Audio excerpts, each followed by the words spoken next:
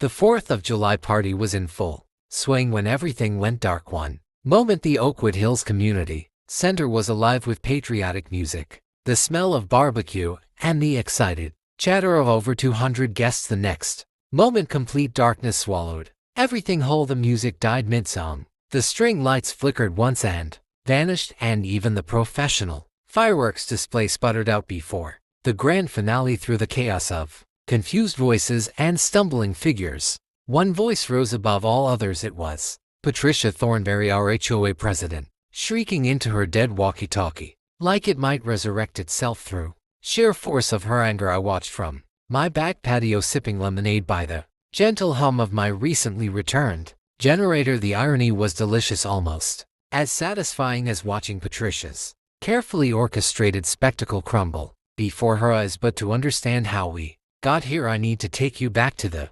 beginning of the week when this whole mess started with a simple knock on my door. My name is David Garrison and I've lived in Oakwood Hills for 12 years. I work as a systems engineer for the local power company, which means I understand electrical grids better than most people understand their own coffee makers. That Tuesday morning, I was preparing for our annual family barbecue. Nothing fancy, just my parents, my sister's family, and a few close friends. The weather forecast predicted potential rolling blackouts due to the heat wave, so I positioned my backup generator in the side yard, exactly 15 feet from any property line as required by city ordinance. I had just finished testing it when Patricia appeared at my fence, clipboard in hand, and that familiar look of manufactured outrage on her face. She was wearing her signature power suit despite the 90 heat. Her blonde hair shellacked into submission. Patricia had been HOA president for 3 years, and in that time she turned our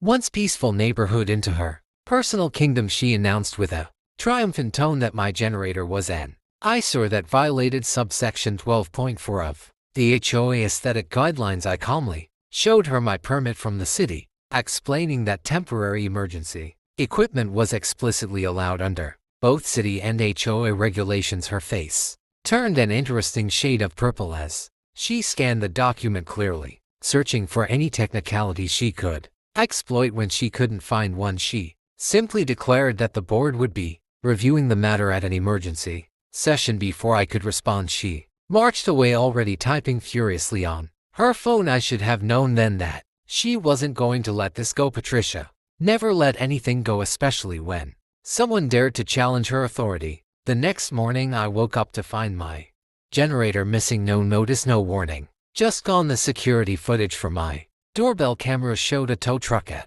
4 a.m. with Patricia herself directing the operation like a general commanding troops. She'd have my 1000 generator towed without any legal authority, claiming it posed an immediate safety hazard. I spent Wednesday trying to reach anyone who could help. The towing company said they couldn't release it without HOA authorization. The police said it was a civil matter. The HOA office was conveniently closed for emergency maintenance by Thursday's board meeting. I was beyond frustrated. The meeting was held in the community center, the same space that would host the 4th of July party. Just days later, Patricia sat at the head of the table, flanked by her loyal board members, who never seemed to have opinions of their own. She let me speak for exactly 2 minutes before cutting me off with a dismissive wave. She proclaimed with a condescending tone that the board had voted to uphold the removal of my dangerous equipment. When I asked to see the vote record, she claimed it was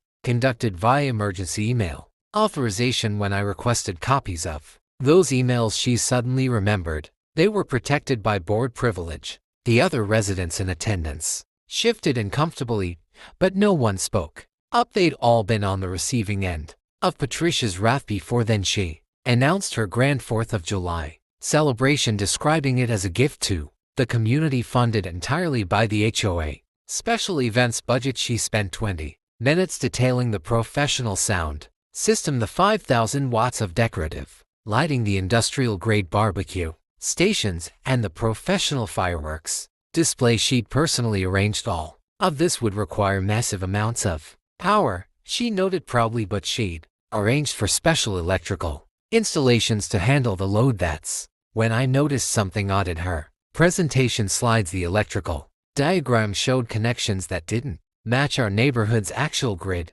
layout as someone who'd literally helped design the smart grid upgrade for Oakwood Hills 2 years ago. I recognized immediately what she'd done. Patricia had authorized illegal modifications to the community's electrical system, rerouting power from other sectors to ensure her party would have unlimited electricity. After the meeting, I went home and pulled up the grid monitoring software I still had access to from the upgrade project. What I found made my blood run cold. Patricia hadn't just made illegal modifications, she created a dangerous overload situation. The substation serving our section was rated for a specific load, and her party setup would push it well beyond safe limits. Worse, she'd bypassed several safety protocols to make it happen. I documented everything, taking screenshots and saving the data. Then I noticed something else. The smart grid system I'd helped install included fail-safe protocols designed to prevent exactly this kind of overload. These protocols could be triggered manually if someone knew the right commands. As I stared at the screen, a plan began to form. Friday arrived with Patricia in full party planning mode. She strutted around the community center, directing workers, her voice carrying across the neighborhood as she barked orders. I watched from my window as they installed massive speakers, strung thousands of lights, and set up equipment that belonged at a rock concert, not a neighborhood barbecue. Meanwhile, my family arrived for our scaled-down celebration without the generator. We were relying on coolers and a small gas grill. My father, ever the optimist, joked that it was like camping. My mother gave me that look that said she knew I was planning something. She'd seen that expression on my face before, usually right before I solved a particularly challenging problem at work. As evening approached, the temperature soared to 95. Air conditioners strained across the neighborhood, and I noticed several houses already experiencing brownouts. Patricia's party preparations continued unabated, drawing more and more power. She'd even installed industrial fans around the outdoor space, each one pulling enough electricity to power a small house. By Saturday morning, the 4th of July, the situation was critical. My monitoring showed the substation running at 90% capacity, and that was before the party even started. Patricia arrived early, wearing a stars and stripes pants suit that somehow managed to look both patriotic and authoritarian. She supervised the final preparations with military precision, occasionally glancing toward my house with a smug smile. The party began at 2 p.m. and within an hour, it was clear Patricia had outdone herself. The entire HOA board was there, along with what seemed like half the city council. She'd invited everyone who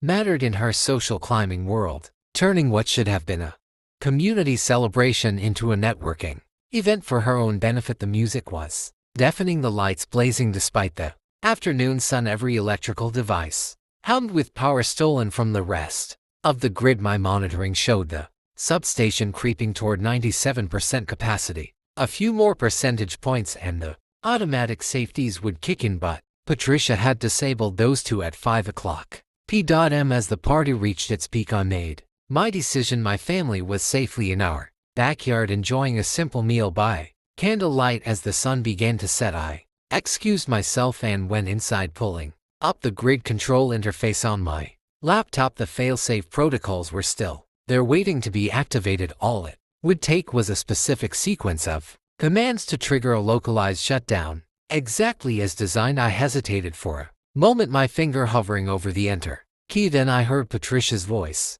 carrying over the fence, loudly telling someone about how she'd finally dealt with the neighborhood eyesore, meaning my generator. She laughed with a cruel tone, joking about how some people just didn't understand the importance of maintaining property values. I pressed enter. The effect was instantaneous. Every light at the community center died. The music cut off mid-note. The industrial fans wound down with a dying whir. For a moment there was absolute silence. Then the shouting began. I walked back outside, where my family was sitting in the gathering dusk, our solar lanterns providing gentle illumination. The generator I'd retrieved from the towing yard that morning after threatening legal action hummed quietly in the corner of the yard. Turns out they couldn't legally hold it without a court order. Within minutes the exodus began. Confused party guests stumbled out of the darkened community center, using their phone flashlights to navigate. Patricia's voice rose above the chaos.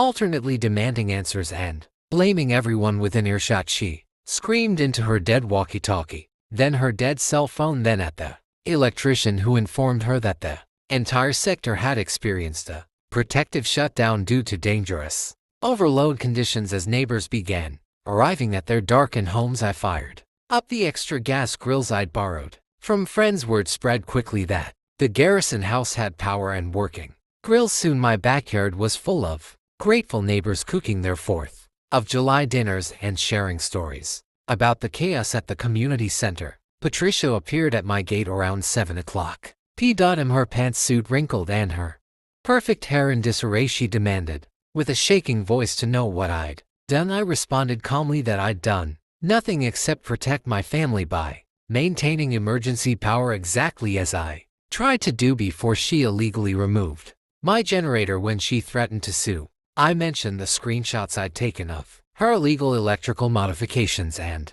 suggested she might want to consult with a lawyer about the liability she created. The fireworks were the final insult to Patricia's grand plans. The professional display she'd hired required electronic ignition systems without power. The technicians had to cancel the show, citing safety concerns, as Patricia watched her $20,000 fireworks display get loaded back onto trucks. Someone in my backyard lit a sparkler. Soon my guests were enjoying a simple but heartfelt celebration with handheld fireworks and genuine laughter. The aftermath came swiftly. By Monday morning, formal complaints had flooded the HOA office, but not about me. Residents demanded answers about the power outage that had left their homes sweltering in 90 heat while Patricia's party consumed all available electricity. The city inspector who arrived to investigate found the illegal modifications and immediately issued citations. The emergency HOA meeting on Tuesday was